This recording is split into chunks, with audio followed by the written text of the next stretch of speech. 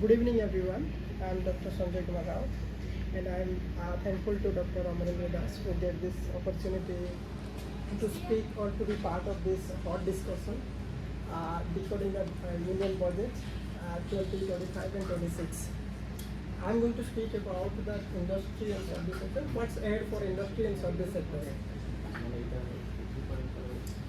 Of course, I'm not going to explain a lot of about what is budget because sir already, Amarendra sir has spoken about a lot about what is budget. It's just financial plan that outline expected revenue and expenditure over a specific period, or basically usually a fiscal year.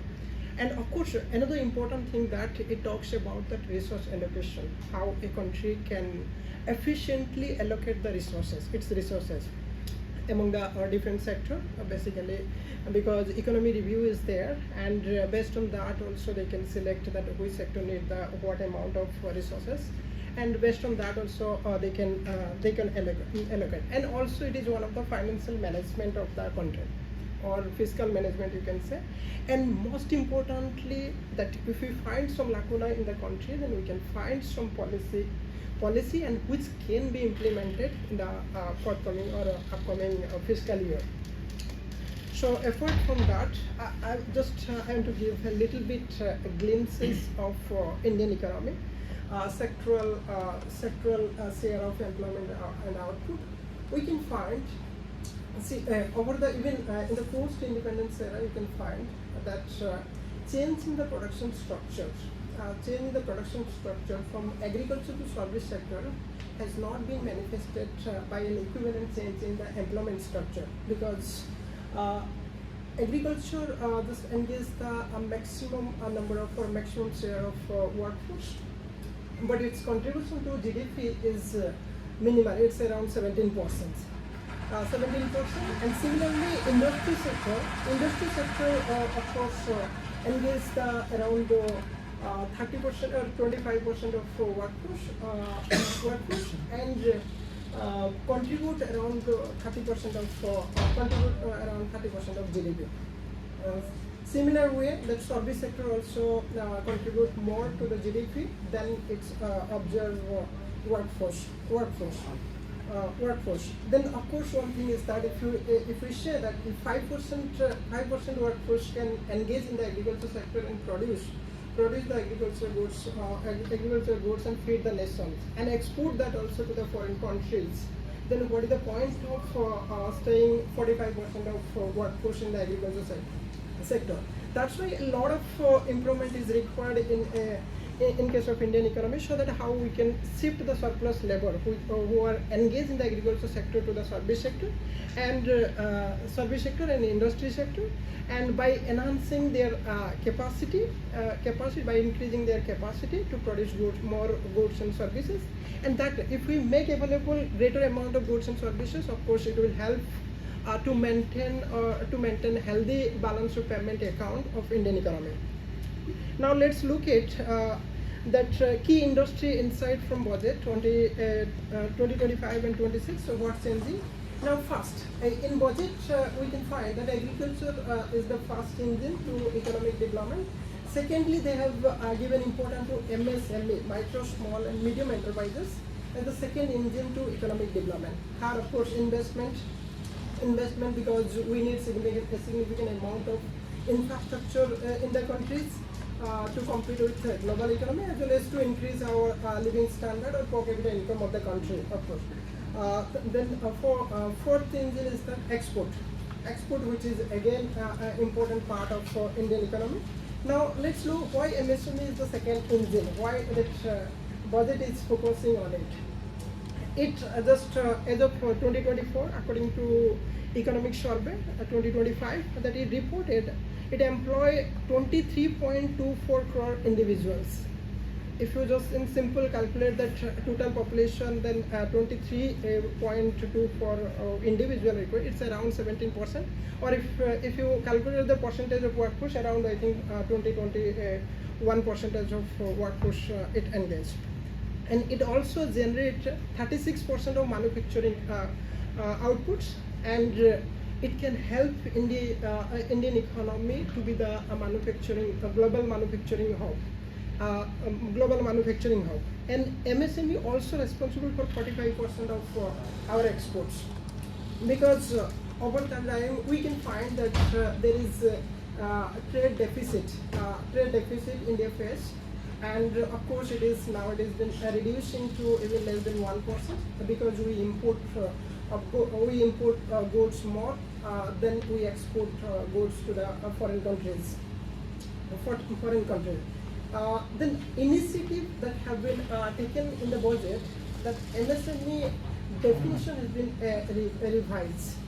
That the limit in terms of investment and limit in terms of turnover also has been increased, and investment has increased a limit by 2.5 times, and turnover has been increased by 2 times.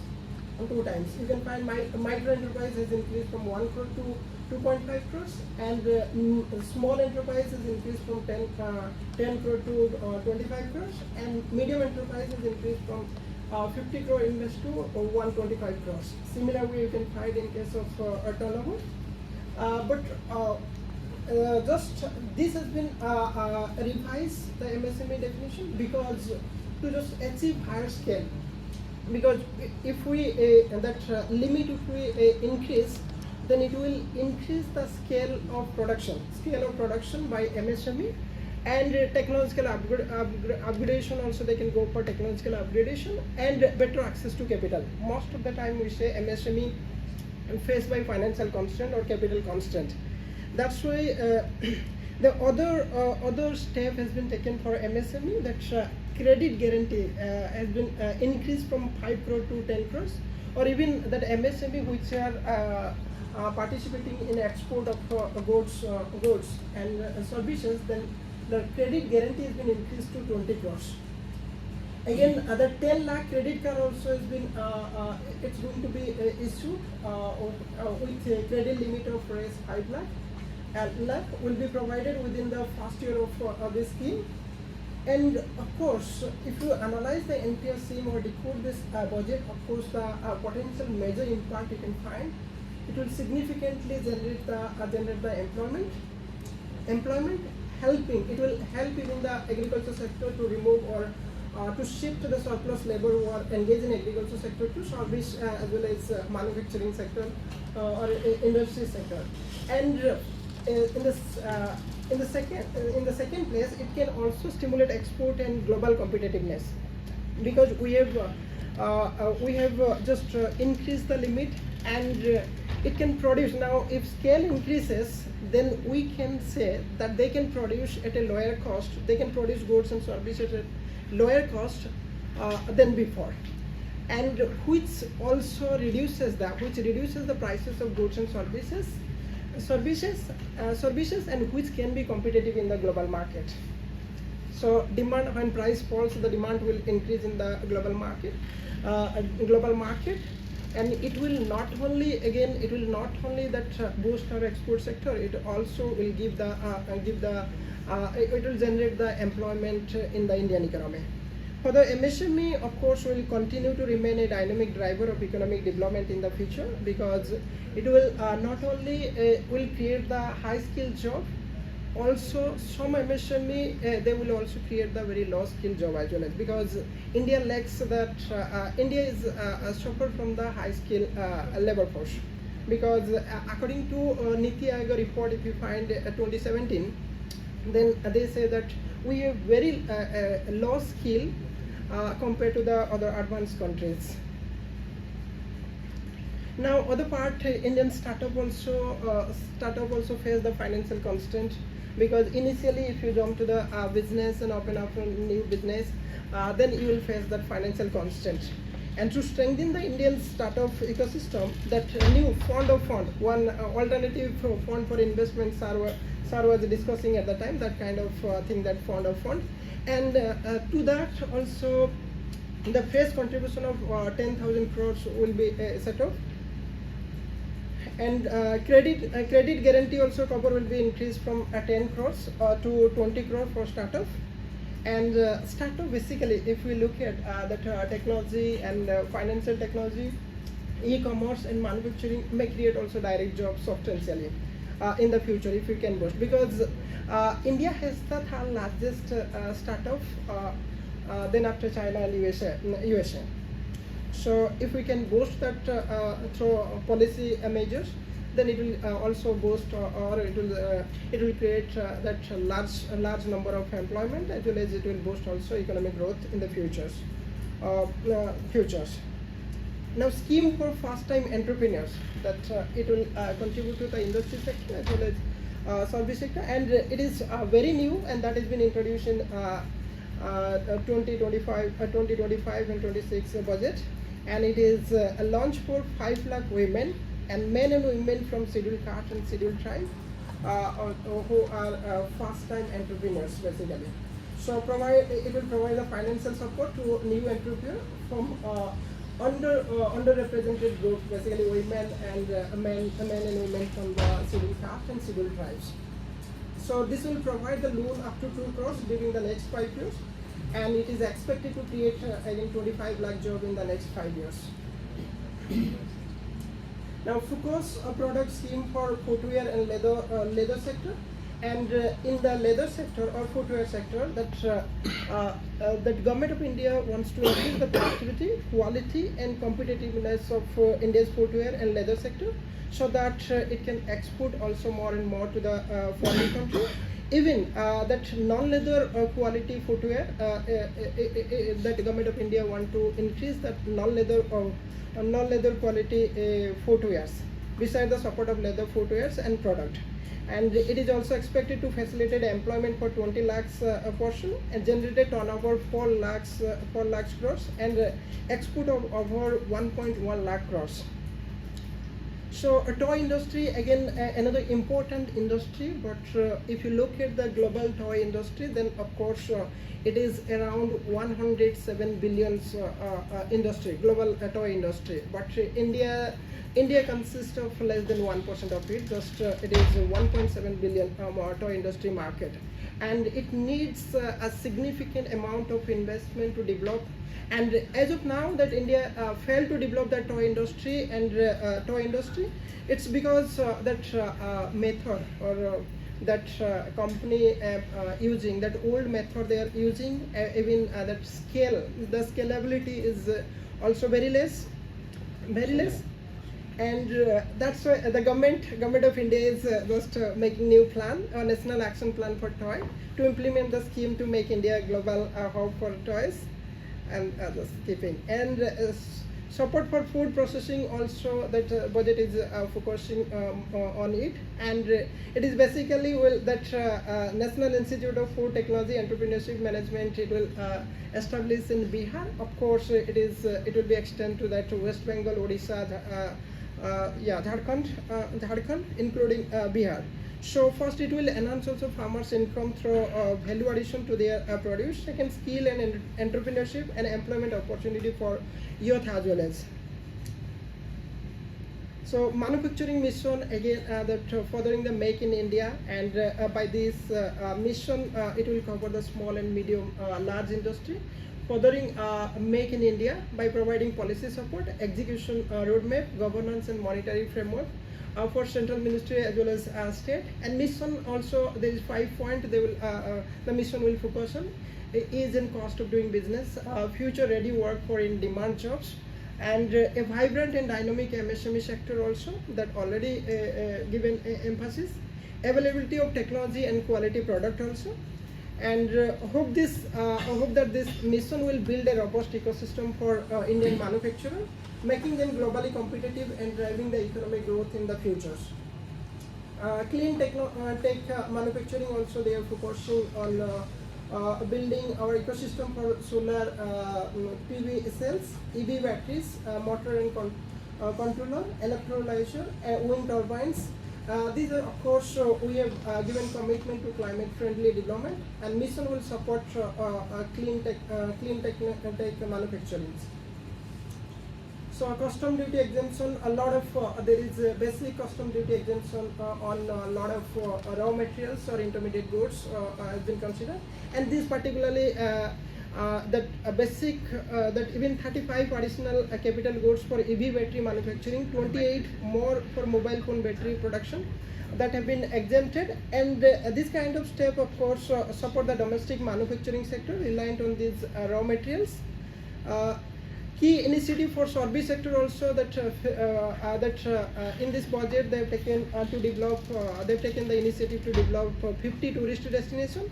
That of course developing the world-class tourist infrastructure and infrastructure that will of course generate the employment significantly and revenue as well as economic growth.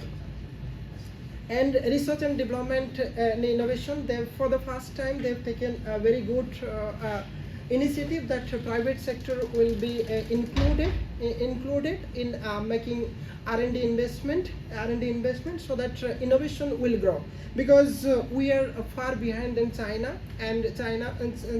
although we are in the top 10 list as per the patent application field or patent grant, because China as of now its issue just or its field 1.5 million patent application, but compared to China, India just field just 60,000, around 60,000 patent application. So need because in China also the private China and USA economy basically they also private player also play the vital role in making the R&D investment and therefore innovation. Export promotion mission also budget is given some important to it and allocated 2,250 crores, and this of course these missions will enhance our export, because always our export falls short of input of goods, therefore we face the that merchandise trade deficits. And Bharat TradeNet, again there is one digital public infrastructure platform designed to unify trade document and financing as a solution in one place that all exporter will get everything, that it can include the customs document, Directorate General of Foreign Trade, goods and service tax network, banks and exporter into the unified digital platform in one place, that exporter can do everything, so that it can reduce the time that needs to export. National framework for GCC also that budget is focusing on, which is global capacity center, which help basically that foreign MNC, that multinational company to operate smoothly in Indian economy, in India. And warehousing facility for air cargo also we are focusing, because high valued perishable horticulture product, we don't have that infrastructure, so that we fail to export that horticulture product to the foreign countries. Now that budget also focusing on building that kind of infrastructure. Budget blind spot that what missing, most of the time we discuss about that India mostly depends on foreign country for capital goods, and in budget that has been neglected. Even steel industry also facing the challenges compared to the global steel industry, and that has been also neglected. Textile industry also a little bit neglected, and because these are important industry which required attention over the time, because it contributes significantly to employment as well as output. My conclusion of the budget, that Union Budget 2056 focuses on strengthening the India's industrial and service sector through a targeted initiative like National Manufacturing Mission, Export Promotion Mission, MSME, private sector driven R&D investment. Regulatory reform also aim to easy compliances, fostering a more business friendly environment. There are many blind steps in the budget, of course, just like ignoring some capital goods industry and steel, textile and other service sector. The initiative proposed in the budget with respect to industry and service will boost employment, export, output, promoting inclusive growth if implemented properly in the successive years. Thank you so much. Okay, thank you so much.